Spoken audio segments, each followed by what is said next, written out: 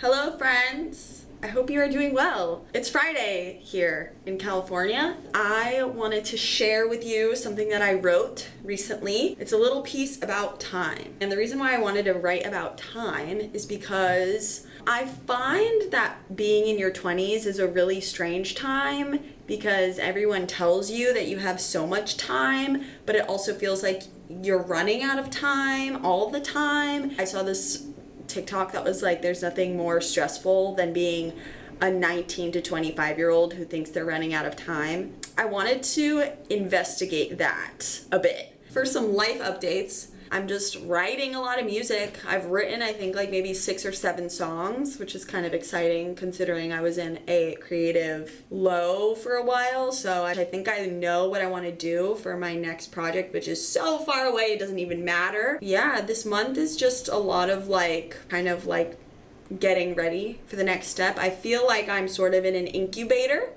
and I'm just kind of paying attention to what's happening around me and listening to my intuition and taking care of my body and starting routines that are going to support me and sustain me into this next phase of life that I'm moving into.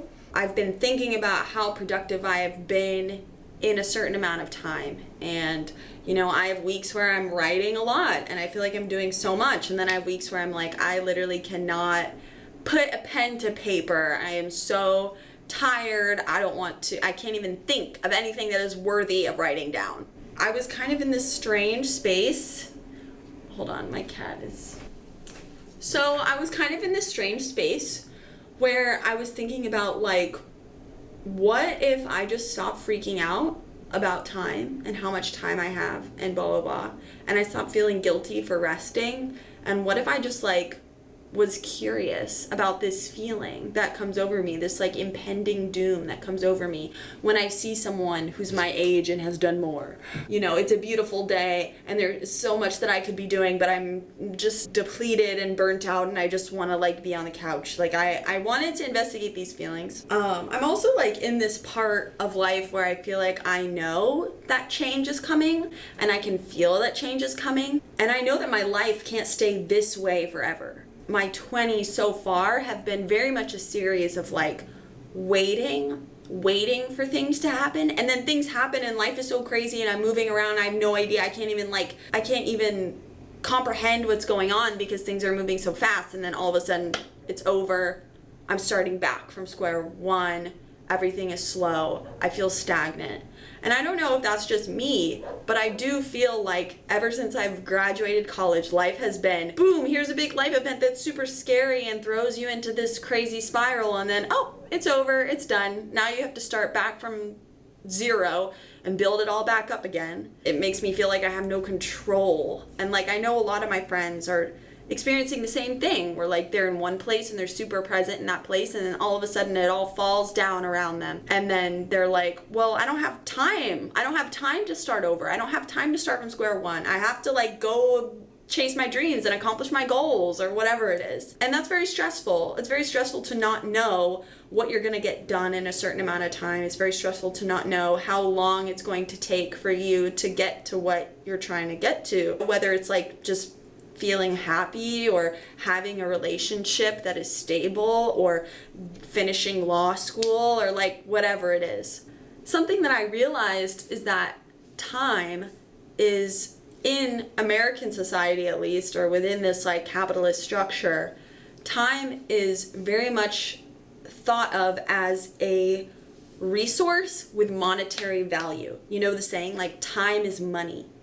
And so I really wanted to think about, well, if time is money and I have time that is set aside where I'm not tangibly getting closer to my goals or tangibly being productive in a way that makes sense under the capitalist ethos, well, then what is the value of that time? What does that time actually mean? Anyway, I wrote this little piece. I hope that it resonates. I hope that it's relevant to your life and that it brings you some new insight. Until I see you next time, be gentle with yourself, be kind to yourself, go on a walk, and don't get into biohacking or any of those weird health crazes, okay? Just eat what you want to eat and exercise how you want to exercise and take care of yourself how you know best.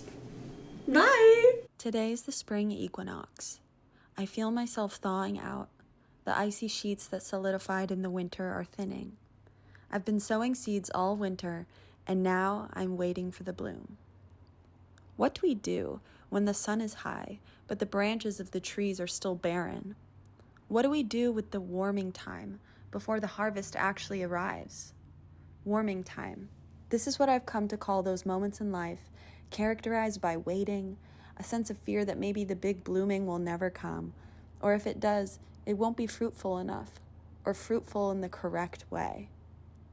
I've been in many warming times, and I find myself in one now.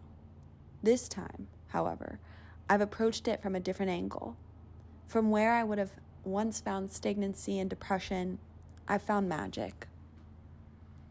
In the past, I've always been eager for change. I've always been future-oriented and anxiety-prone. It's a habit of anticipation, perhaps drilled in me by a culture obsessed with due dates and ticking clocks and rapid expansion. For a long time, I did see my life as an operation of this capitalist ethos. I must be as productive as I can in as short a time that I could manage. I saw my life as a project of manifest destiny, to grow in pursuit of my becoming, conquest as the determining factor of my self-worth. Warming times were agonizing spirals, moments that convinced me I would never be good enough, that I was failing, faltering, and wasting time. I remember at 17, during my first week of college, I called my mom. "I'm just spending so much time with other people," I said. "I feel like I'm wasting time." She laughed and said, "Time spent with other people is never wasted time." When I'm low and feeling lost, these patterns of thought return. I feel guilty when I rest, and I worry that I will never reach my goals at the pace my body demands. I become defeated by my own toxic relationship with time. Time is the basis of our economic system. It is within time that we labor in exchange for money. We speak of time in economic terms, like how you spend time. In a very real way, time is money. Time is the currency of life. The more time you have, the more life you possess. Perhaps this is the reason behind the sudden interest in biohacking amongst the American elite. To cheat death for as long as possible. That is true wealth.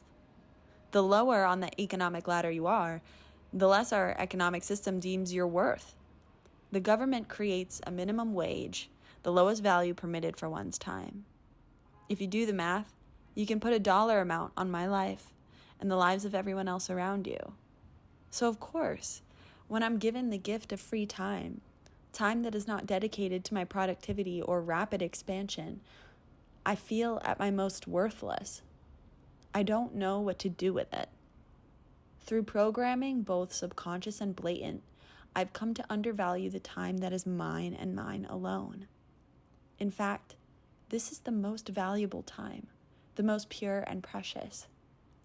A warming time is not just a period to sit and await a reward. It is life in its most magical state.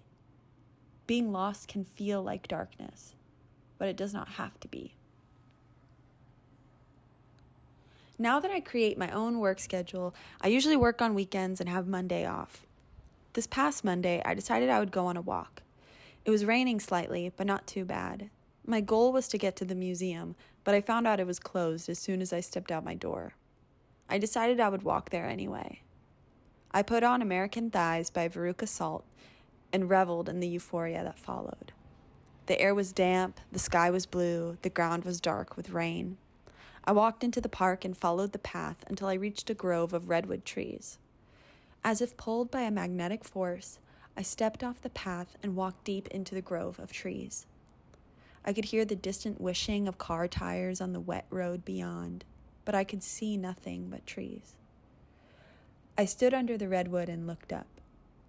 I felt the same feeling I get in a cathedral with high ceilings. I just looked up at the gray cloud coverage and noticed a drop falling, and then another. I watched the raindrops and the way that they fell. I realized in that moment that I had never done this before. I was watching raindrops like apparitions magically fall out of the sky, appearing from seemingly nowhere, punctuating time, landing cold on my face. As if in response, the drops became a real shower. Then, what was a visual experience became an auditory one, the sizzling of the drops falling onto the leaves on the ground. It was somewhere between a hum and a buzz, a steady frequency that sounded like liquid wind.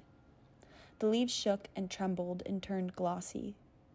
I don't know if it was the endorphins from the walking or the adrenaline from the music I had listened to, but I was fully present here, and I was in awe. I just stood very still, as if moving would disturb the miracle I was witnessing. The rain moved through me in each one of my senses. I felt both transparent and completely real.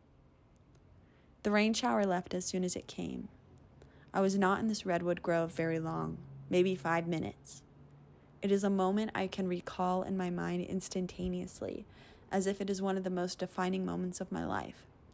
It was pure communion with time. It was a pure, innocent meeting with time.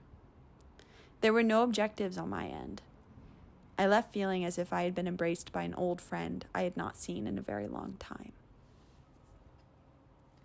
If you are lucky enough to be faced with a warming time, waiting for your life to take the next turn, remember that it is okay to feel confused and conflicted.